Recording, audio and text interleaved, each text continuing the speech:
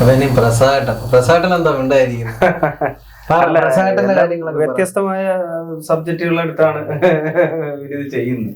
അപ്പം എല്ലാം നല്ല ഭംഗിയായിട്ട് വരും. ഞാനും കൂടെ ഉണ്ടാവും. പ്രസാട്ടൻ ശരിക്കും പറഞ്ഞ പ്രസാട്ടൻ വിഭാവരി കഴിഞ്ഞിട്ട് പിന്നെ നമുക്ക് ഇന്റർവ്യൂവിന് ഇപ്പോഴായിരിക്കുന്നത്. പ്രസാട്ടൻ അഭിനയം അറിയാലോ.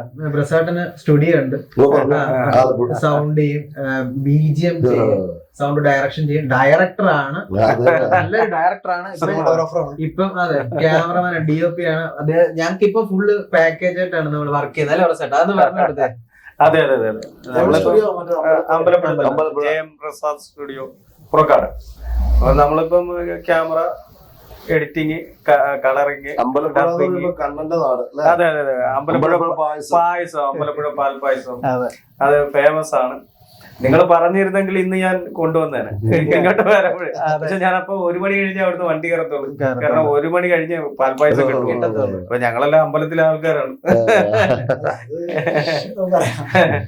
പിന്നെ ഭഗവാന്റെ കൃപ കൊണ്ട് ഇങ്ങനെയൊക്കെ കുഴപ്പമില്ലാത്ത രീതിയിൽ ചെറിയ വർക്കുകളൊക്കെ ചെയ്ത് മുന്നോട്ട്. ലാസ്റ്റ് രാമോണൻ റോക്സ് ഇപ്പൊ ചെയ്ത് ഷൂട്ട് കഴിഞ്ഞ് ഇനിയിപ്പോ ഒരു ദിവസത്തെ സിനിമാറ്റിക് ഡാൻസുകാരുടെ ഒരു ദിവസത്തെ വർക്ക് കൂടെ ഉണ്ട്. അത് കഴിയുമ്പോ അങ്ങ് തീരും.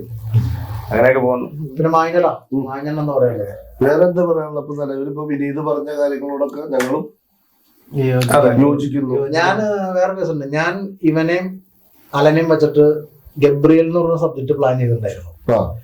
പക്ഷെ അത് എനിക്കത് നടക്കാതെ പോയി. നടക്കാതെ പോയി എന്ന് പറഞ്ഞാൽ കുറെ നമ്മുടെ ജോലി പ്രശ്നങ്ങളും കാര്യങ്ങളൊക്കെ ആയിട്ട് പിന്നെ കുറെ വിട്ട് നമ്മൾ കുറച്ച് കാര്യങ്ങളൊക്കെ പോയി. അപ്പൊ ഈ ഗബ്രിയൽ എന്ന് പറഞ്ഞ സബ്ജക്ട് അത് ഈ ഒരു വർക്കൊക്കെ കഴിഞ്ഞിട്ട് ചിലപ്പോൾ ഒരു 3ാമത്തെ വർക്ക് എന്ന രീതിയിൽ ചിലപ്പോൾ വരാൻ സാധ്യതയുണ്ട്. അത് കുറച്ച് ബഡ്ജറ്റ് വരുന്ന സബ്ജക്റ്റാണ്. അതിനുവേണ്ടി കുറെ കാര്യങ്ങളും ലൊക്കേഷൻസ് ഒക്കെ കണ്ടെത്തേണ്ട ആവശ്യമുണ്ട്. അതൊരു ത്രില്ലർ സ്വഭാവത്തിലുള്ളതാണ്. അപ്പൊ എനിക്ക് പറയാനുള്ളതെന്ന് പറഞ്ഞാൽ നമ്മൾ ഇതുപോലെ വരാതിരിക്കുന്ന പുതിയ ആൾക്കാർക്ക് അവസരങ്ങൾ കൊടുക്കുക. ഇപ്പൊ ബ്രൈറ്റ് ഞാനൊക്കെ അത്യാവശ്യം നമ്മൾ സ്വന്തം കയറി വന്നതാണ്.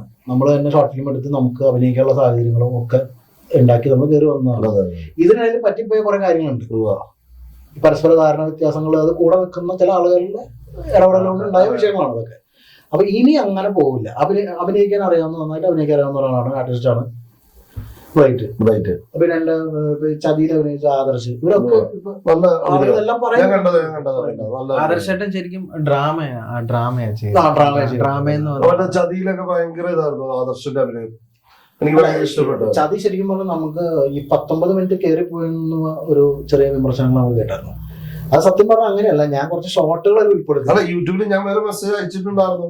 അതിനകത്ത് കുറച്ച് പാകപ്പിഴകളൊക്കെ ഞാൻ 7 മിനിറ്റിൽ വരുന്ന ഷോർട്ട് ഫിലിം മാത്രമേ. പക്ഷെ അതല്ല, ഞാനത് സമ്മതിക്കും. കാരണം എന്താ വെച്ച് കഴിഞ്ഞാൽ നമ്മളൊരു ഇൻസ്റ്റാഗ്രാമിൽ റീൽസ് ഇടുമ്പോൾ ഭയങ്കര റീച്ച് ഉണ്ടാവും. പക്ഷെ യൂട്യൂബിൽ നമ്മൾ സെലക്ട് ചെയ്താണ് കാണുന്നത്. നമുക്ക് വേണമെന്നുണ്ടാക്കാണ് ആ രീതിയിൽ.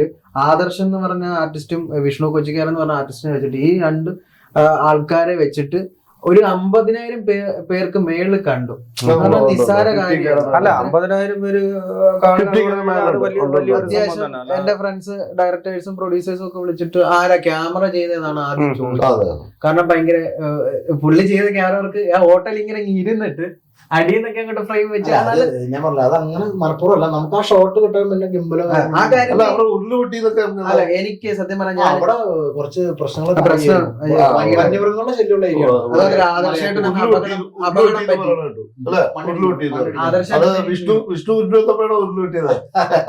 എവിടെയാ സ്ഥലം?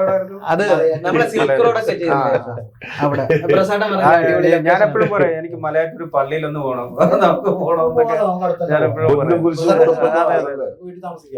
അതെ, ഞാൻ പറഞ്ഞായിരുന്നു പ്രസാദ്.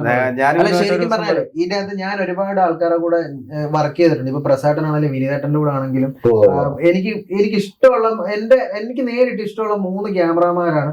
ഒന്ന് പ്രസാദ്, ഒന്ന് വിനീതേട്ടൻ, പിന്നെ ശ്രീജിത്ത് ജി നായർ എന്ന് പറഞ്ഞിട്ടുണ്ട്. ഇവര് 3 പേരും ഇവരുടെ കൂടെ 3 പേരും കൂടെ ഞാൻ വർക്ക് ചെയ്തിട്ടുള്ള വ്യക്തിയാണ്. ഇത്രയും അധികം ആത്മാർത്ഥമായിട്ട് ചില ക്യാമറാമാന്മാരൊക്കെ വന്നിട്ട് കാല് നനയ്ക്കാൻ വയ്യ.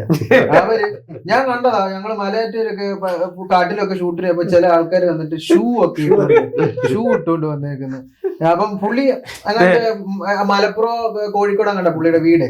അവിടത്തേക്കിന് അങ്ങനെ വന്നപ്പോ അപ്പൊ ഞാൻ ചോദിച്ചു, ചേട്ടാ ഇതെന്താ? അല്ലല്ല, വെള്ളം പ്രശ്നമാണ്. ആദ്യം പറഞ്ഞാൽ ഈ നമ്മളെ നമ്മളെ ആദർശേട്ടന്റെ ക്യാമറ യൂണിറ്റ് ആണ് അന്ന് ചതി ചെയ്തത്. നമുക്ക് വിനീതേട്ടനൊക്കെ ആ വെള്ളത്തിനത് കിടന്നിട്ടൊക്കെ ക്യാമറ ചെയ്യുന്നത് ഏതാ അതില് വേറൊരു ഇത് കേട്ടത്, ശരിക്കും ആ ഫൈറ്റ് കുറച്ചുകൂടി നീട്ടി കൊണ്ടുപോകാമെന്ന് പറയും. പക്ഷെ ഇതിനിടയ്ക്ക് ആദർശന് പരിക്ക് വീണ് പറ്റി. ഇതിനിടയ്ക്ക് കുറെ രണ്ടു പ്രാവശ്യം വീണു, അവിടെ തെന്നി വീണ് കുറെ പരിക്കുകൾ. അപ്പൊ എനിക്ക് അതൊരു പേടിയായി, കാരണം ഒരു ആംബുലൻസ് പോലും നമുക്ക് ഏരിയില്ല കൊണ്ടുപോകാനായിട്ട്. അതെ അല്ല ഇപ്പൊ നമ്മളെ അഴക ആൽബം ചെയ്ത പ്രസാദനൊക്കെ ആണെങ്കിലും അത്ര പ്രസാദനാണ് അസോസിയേറ്റ് ചെയ്തത്. ഒരു ഷോട്ടിന് ഒരു കോംപ്രമൈസ് ഇല്ല. റൈറ്റ് ഇത് വേണോ ഇന്ന സാധനം എന്ന് പറഞ്ഞാൽ ഉടനെ ചാടി അവര് ഈയുടെ ഒരു വർക്ക് ഞങ്ങൾ ചെയ്തു ബലിക്കാക്ക ദൂറി എന്ന് പറഞ്ഞിട്ട്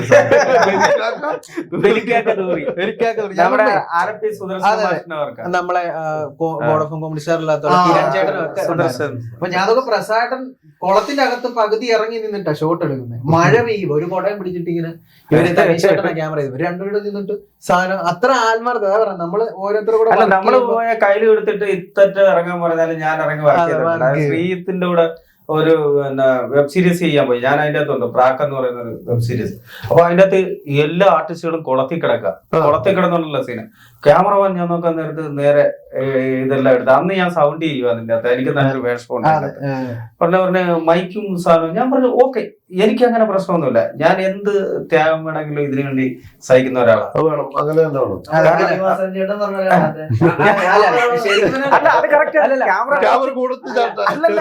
ക്യാമറ കുളത്തി ചാർട്ട് എന്ന് പറഞ്ഞാൽ ഞങ്ങള് എല്ലാരും കുളത്തി ചാടി. അസോസിയേറ്റ് ഡയറക്ടർ എല്ലാ ആൾക്കാരും കുളത്തിൽ ഇത് ഇത്ര നിൽക്കുക. നിന്നിട്ട് മറ്റേ മൈക്കൊക്കെ ഇങ്ങനെ മുക്കി പിടിച്ചേക്കാ. ശരിക്കും പറഞ്ഞാലേ അങ്ങനെ പ്രസാദേട്ടനെ അവരുടെ നാട്ടില് ഒരാള് വിളിച്ചത് ബാലേന്ദ്ര മേനോനെന്നാ. കാരണം സംവിധാനം ചെയ്യും അഭിനയിക്കും. അല്ല ഞാൻ എന്റെ സിനിമ ചെയ്യാനായിട്ട് first work Disney from life സിനിമയാണ് പ്രസാട്ടിന് എടുത്തുകൊണ്ട്. ഞാൻ പറഞ്ഞ പ്രസാട്ട ഒരു ബൈക്ക് വരുന്ന സൗണ്ട് വേണം, അത് രാത്രിയിലാ ബൈക്ക് വരുന്നതെന്ന് പറഞ്ഞു. അപ്പൊ രാത്രിയിലാ ബൈക്ക് വരുന്ന സീൻ, അപ്പൊ സൈലന്റ് ആയിരിക്കണം, ഒരാളെ കൊല്ലുന്ന സീനാണ്. അവിടത്തേക്കും പ്രസാട്ടൻ ഉടനെ അപ്പൊ രാത്രി 2 മണി 2:30 എങ്ങനെ ഉണ്ടായി അത്രയും ടൈം അതും വർക്ക് ചെയ്തോണ്ടിരിക്കുക കേട്ടോ, മ്യൂസിക്കും എഫക്ട്സ് ചെയ്തോണ്ടിരിക്കുക. ഈ സാധനം വന്നപ്പോ ചേട്ടാ ഇതില്ലല്ലോ പോയേക്കാം. നേരെ ഗണേശ് എന്ന് പറഞ്ഞ പ്രസാദന്റെ സൗണ്ട് അസോസിയേറ്റ് ചെയ്യുന്ന ആളെ വിളിക്കുന്ന നേരെ രാത്രി 2 മണി 2:30 ആകുമ്പോൾ പോയിട്ട് അത് സൗണ്ട് എടുക്കുക. കടല് നമ്മള് റെയിൽവേ ട്രാക്കിലൊക്കെ പോയിട്ട് പശു പുല്ല് തിന്നുന്ന ഒരു സൗണ്ട് വേണം. പശു ഇല്ല, ഉടനെ പ്രസാദിട്ടുണ്ടല്ലോ H6 അങ്ങോട്ട് വെച്ചിട്ട് ഇങ്ങനെ കിടന്നിട്ട് പുല്ല് ഇങ്ങനെ വെച്ചിട്ട് ഇങ്ങനെ സൗണ്ട് വെച്ചിട്ട് കറക്റ്റ് പശുവിന്റെ സൗണ്ട്. അത്ര ഡെഡിക്കേഷൻ ഭയങ്കരമായിട്ട്. എഫക്ട് എടുക്കുന്നവരാണ് അവിടെ വിജയം ഉണ്ടാവും. അല്ല ഒറിജിനൽ സൗണ്ടിന് ഭയങ്കര. അതെ അല്ല നമ്മളെ ഈ സ്പെഷ്യൽ എഫക്ട്സ് എന്ന് പറഞ്ഞു കഴിഞ്ഞാൽ നമ്മൾ ആ ചെയ്യുന്നത് അതേപോലെ തന്നെ റീക്രിയേറ്റ് ചെയ്ത് നമ്മളത് സൗണ്ടിന് മാത്രം അത് എടുത്തിട്ടാണ് ഞാൻ കൊണ്ടുവന്ന് എല്ലാത്തിലും പേസ്റ്റ് ചെയ്യുന്നത്. അല്ലാതെ ഞാൻ വേറെ യൂട്യൂബിൽ നിന്ന് അങ്ങനെയുള്ള ഇതൊന്നും അല്ല എടുത്ത് ചെയ്യുന്നത്. ഒറിജിനൽ സൗണ്ട് അതിന്റെ സുഖം ഒന്ന് വേറെ. അപ്പൊ നമ്മൾ ഡബ് ചെയ്യുകയാണെങ്കിൽ പോലും നമ്മൾ ഒരു ലൈവ് കാണുന്ന എഫക്ട്സ് ആയിരിക്കും. നമ്മുടെ ഫിലിമിന് ലൈവ് കാണുന്ന എഫക്ട്സ് അല്ല അങ്ങനെ പക്ഷേ ശരിക്കും പോലും ചെയ്യുന്ന അങ്ങനത്തെ സബ്ജക്റ്റുകളാണ്. അതാണ് നല്ലത്. ചുരുളി ലൗഡ് സ്പീക്കർ വേറൊരു കേസ് പറയാനുള്ളത്, ചുരുളിയില് തെറി ഒഴിവാക്കിയിട്ടുള്ള ഒരു പോർഷൻ ഉണ്ടെന്ന് പറയുന്നുണ്ട്. അല്ല കട്ടി അത് അവർക്ക് അത് ശരിക്കും പറഞ്ഞാൽ ഇവിടുത്തെ പ്രേക്ഷകരുടെ വിഷയമാണ് പറയുന്നത്. അല്ല തെറി നല്ലത് അത് ആ പടത്തിന്റെ ഏറ്റവും വിജയം അത് തന്നെ. നമ്മളെങ്ങനെയാണോ പച്ചയായ ജീവിതം അതുപോലെ ഒരു വർക്ക് നമുക്ക് യൂട്യൂബ് ബേസ്ഡുള്ള ഒരു സബ്ജക്റ്റിൽ ഇപ്പൊ നമുക്ക് ചെയ്യാൻ പറ്റില്ല. അത് എന്ന് പറയുന്ന കാര്യം പറയോ, നമുക്ക് ചെയ്യാൻ പറ്റാത്തതുകൊണ്ടല്ല, നമുക്ക് സെൻസർ ബോർഡ് അങ്ങനെ കുറെ വിഷയങ്ങളുണ്ട്. അപ്പൊ ഈ കലാകാരന്റെ സ്വാതന്ത്ര്യത്തെ എവിടെയായാലും ബ്രേക്ക് ഇടുന്ന കുറെ കാര്യങ്ങളൊക്കെ ഇൻഡസ്ട്രിയിൽ നടക്കുന്നുണ്ട്. ഒറിജിനൽ സബ്ജക്റ്റുകൾ നടക്കുന്നില്ല ഇവിടെ. ഒരുപാട് പേരിൽ നല്ല സബ്ജക്റ്റുകൾ ഉണ്ട്, പക്ഷെ ആ നല്ല സബ്ജക്റ്റുകൾ ഉണ്ടായിട്ടും കാര്യമില്ല. ഇവിടെ സിനിമ നടക്കാൻ